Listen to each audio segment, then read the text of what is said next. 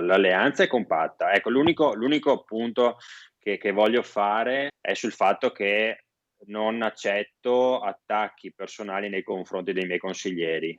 Oggi ho letto un attacco personale nei confronti di un mio consigliere, di Marzio Favero. Spero che insomma l'amico Speranzon, capogruppo di Fratelli d'Italia, ritratti un po' quello che è stato detto, per definire una persona come Marzio Favero una quinta colonna della sinistra all'interno della Lega è qualcosa che non posso accettare, come non accetto gli attacchi personali nei confronti dei miei consiglieri, né da parte della maggioranza né da parte dell'opposizione, ma soprattutto da parte di quelli che sono i nostri alleati. Questo il risultato di una settimana ad alta tensione tra alleati in Consiglio regionale del Veneto, complici alcune mozioni che hanno toccato temi sensibili, come lo scioglimento delle organizzazioni neofasciste. Di fronte al documento presentato dall'opposizione, i meloniani hanno parlato di un tema che viene agitato quando manca poco alle elezioni, prima ricordando che al governo ci sono PD e Lega, poi uscendo dall'aula. Abbandono che il leghista Marzio Favero ha bollato come ingiustificabile. Evidentemente il tema è ancora spinoso per Fratelli d'Italia. Le parole del filosofo ed ex sindaco di Montebelluna, apriti cielo. Ho grande stima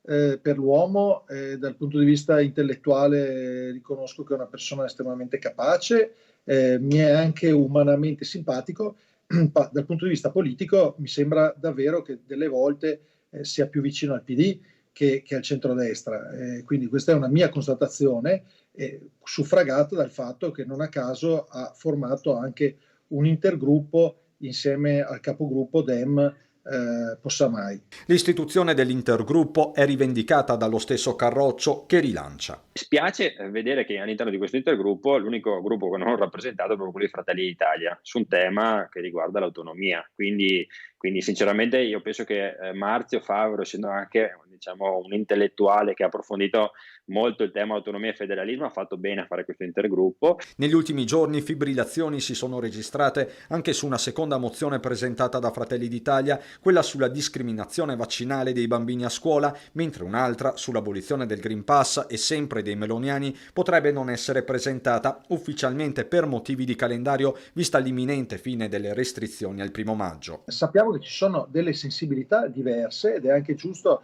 che queste sensibilità possano convivere all'interno di una coalizione. Teniamo conto che non siamo tutti lo stesso partito, siamo una coalizione. Sensibilità differenti, quindi per Speranzone certamente il clima elettorale in vista del 12 giugno con 86 comuni veneti al voto non aiuta. Diciamo che il periodo in cui sono arrivate fa un po' pensare, però guardiamo avanti, guardiamo a quello che interessa ai veneti e cerchiamo di lavorare per loro